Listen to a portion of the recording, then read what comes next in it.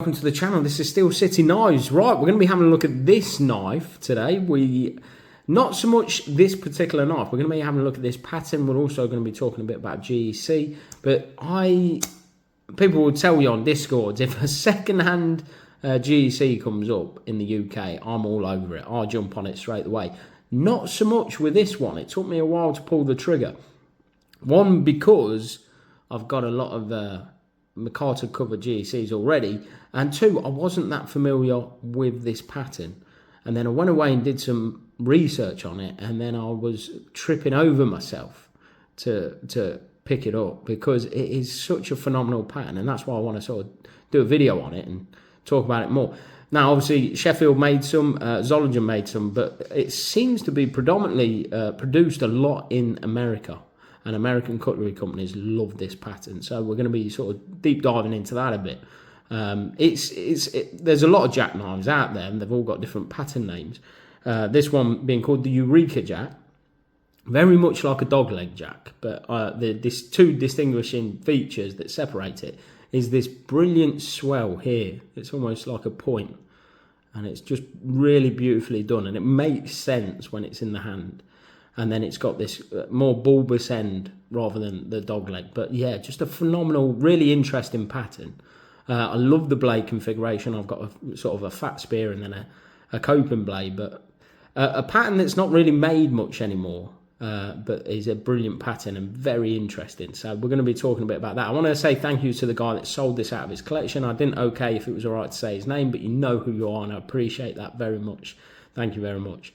Also, I want to say a bit of a hello to a new subscriber, David, who we got chatting over this. He watched one of my GEC videos that I did a while ago, but left a comment, and I said, I've just picked up a Eureka jack, and he emailed me with a couple that he has, and I'll be showing them. And a bit of information about Bill Howard's involvement in actually making this pattern as well. So it's always good rubbing shoulders with fellow cutlery lovers, and you get to learn a lot of knowledge from them. And it's brilliant, honestly. It's what this hobby's all about. But right, let's get on with the video.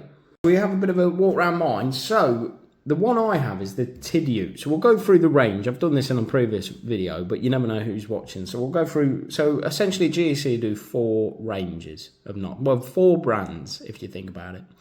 So they have one under Great Eastern Cutlery.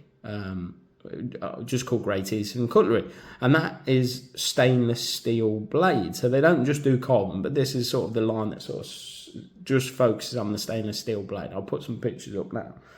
I don't have one of them currently in the collection. That's one that I do. The other one they have is a farm and field that's supposed to be more of like your everyday user, a bit rough and ready, but they're phenomenal. They look absolutely incredible as well. Again, I'm not 100% certain if I have one. I'm sort of debating whether to get one of them at the moment. Then I have a lot of this Tidioute range, which is the one that I have here, which is a fantastic range. And they're quite... we all have different price ranges of what we consider okay or affordable, but to me, they're very sort of affordable for a good quality pocket knife. So, and then the Northfield Unexcelled range, which is their premium sort of brand. I have a few of these that I'm very grateful for, and they are absolutely beautiful. And they've got more of the bells and the whistles. But that brand is originally from 1858. And I think it went unprotected, and sort of Great Eastern Cutlery took the brand. But yeah, a brilliant brand to resurrect. And I'll see if I can dig out some original ones, and I'll try and put them over. But yeah, so let's have a look at mine then. So it comes in your sort of standard tube. I've always been a big fan of these tubes. I think they're just really, and they do. I like seeing them when collectors have them all lined up. I think that's brilliant. Unfortunately, I don't really have the space for it. I have to store them out of the way. But they do sort of poster in a frame. I've always wanted to try and get my hands on, because I just love the artwork, and I like the general sort of vintage look of them. And then they always have that on the top of the tube, all your information there. So we've got OD Green Canvas McCarter.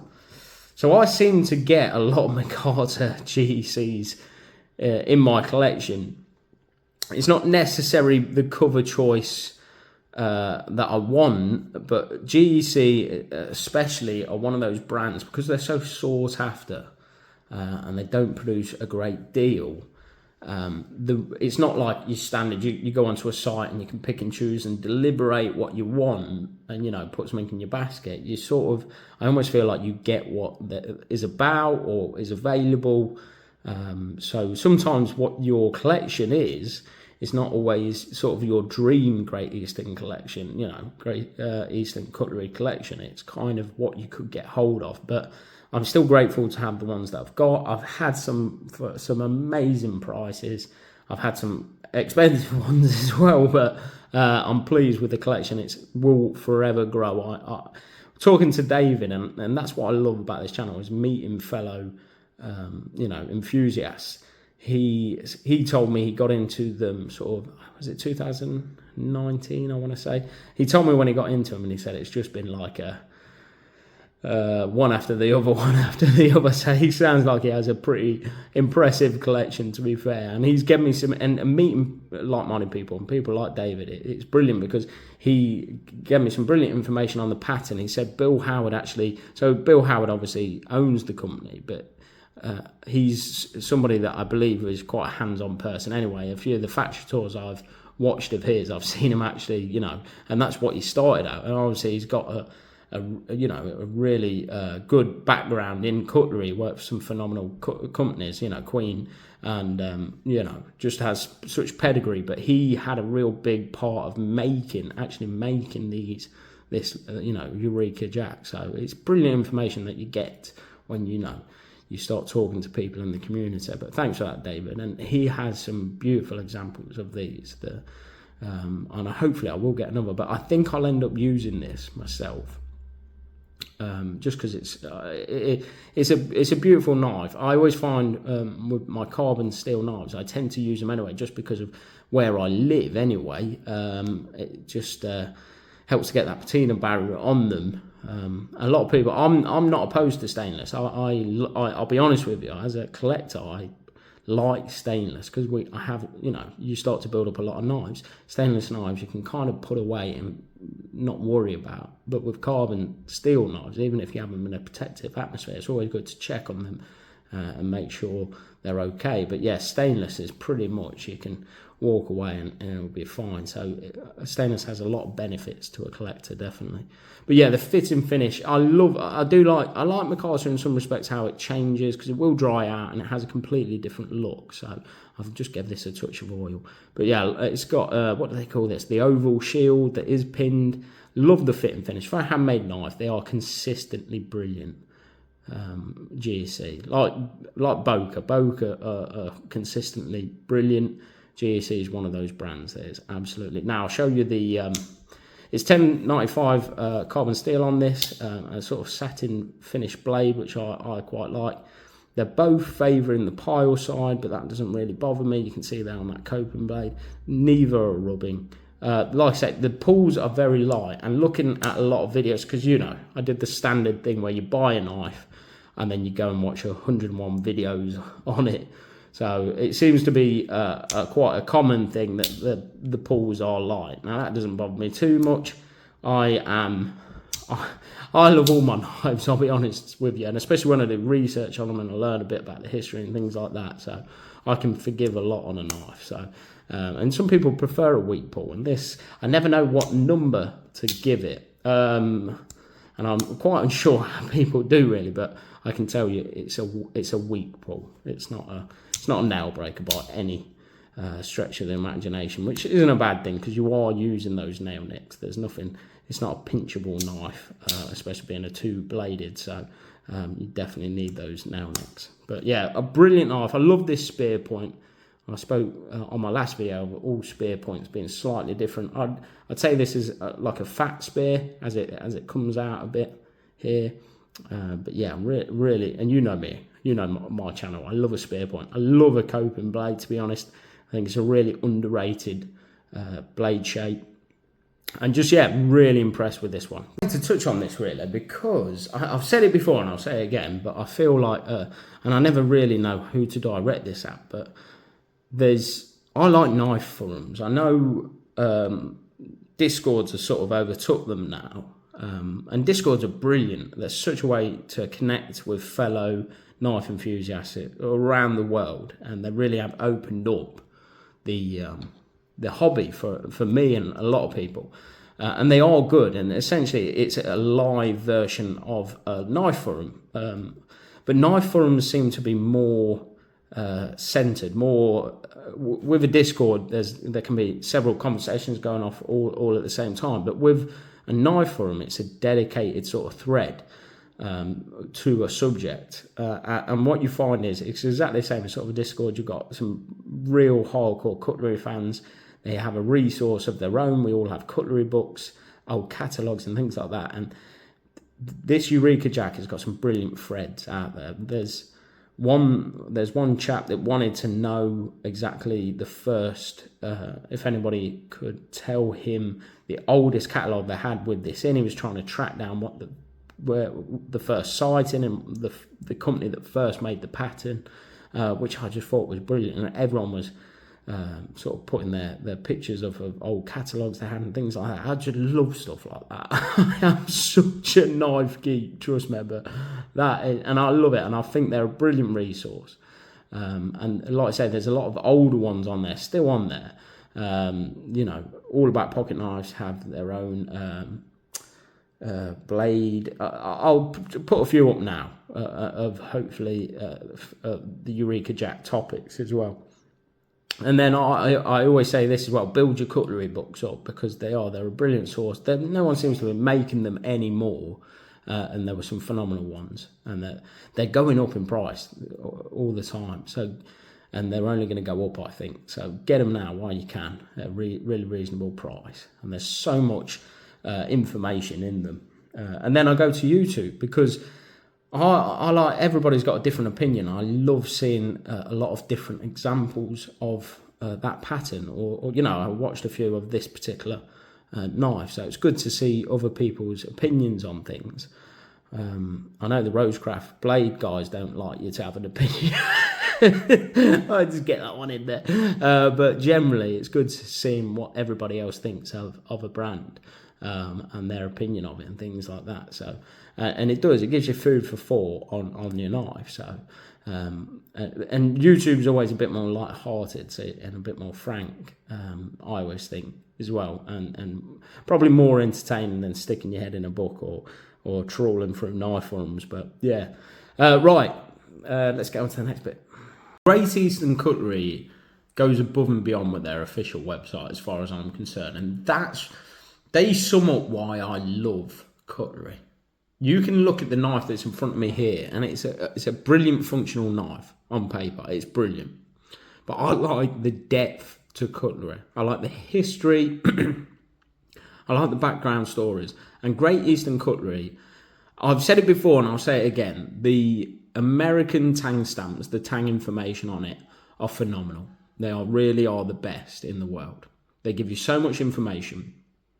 So he has, he's almost like replicating the golden era of cutlery, and he's taking the best things from all different brilliant companies and putting them into one. And that's why they're so popular, and that's why there's such a great demand for them. They are brilliant, and like I say, this is a bit of a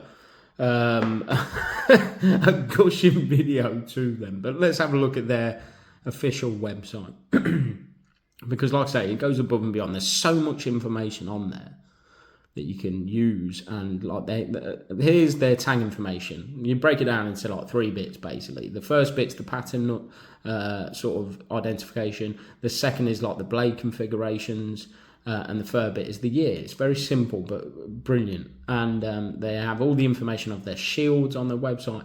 But the best thing that and what I enjoy doing is they show you when they release certain patterns, and they have all their historic releases on the website. And this one, let's look at this one. So this is the Eureka Jack, and it was released in 2013, 2014, 2016 and 2019. And what I like to do, I like to go through them and just and that's what I mean. This is one that obviously I've got, but look at you've got all the information here. I like the way it's designed. I just, I think you can tell I love I love this brand. But let's have a look at a few brilliant, my favourite ones from each year or whatever. So 2013, look at this snakewood one. It's absolutely insane. 2014, they brought out one called the Talon, which had a Warncliffe and the spear point, sort of, but a Warncliffe is sort of the main. And then look at this golden rod jig bone. Then 2016, they had the Talon again, but it was just the Warncliffe, so you didn't have the option of the spear point. And then it comes with a red, look at this, red wine jig bone, and a brilliant shield on that. In 2019, and again, David had one of my favourites here, an anti-goldenrod camel bone. And like I say, David's got one. I'm very, very jealous, but amazing. And that's why I love that website. The website is so good. And I always sort of say this to people, even if you don't want to buy them, like with the Egginson Group, go check the website out, because really it's companies going above and beyond for the collector, for the cutlery lover. And there's so much information on there and just brilliant knives to be seen. Before we go, I just want to share and show you some examples that I found whilst doing a bit of research on it. This list is not exhaustive, but there's so many more I could go through. But obviously, I've shown a GEC here, but Case and the Tony Bowes sort of line, they do some phenomenal ones. Schrade, Empire, Joseph Rogers, Remington, Boca, New York Knife Company, King Cutter. And this is kind of why I like cutlery. The more I like doing research on the patterns, and it just makes the knife, you have a completely different opinion of it, and yeah, it just changes the knife almost. It's crazy really. But right, that's all from me. Again, I'm really still got the kids off, so really busy at the moment, but I'm trying to get a bit more consistent with posting my videos. But I do enjoy this so much, and like I say, I enjoy doing the research and learning about these brilliant knife patterns. Right, I'll see you on the next one. Cheers.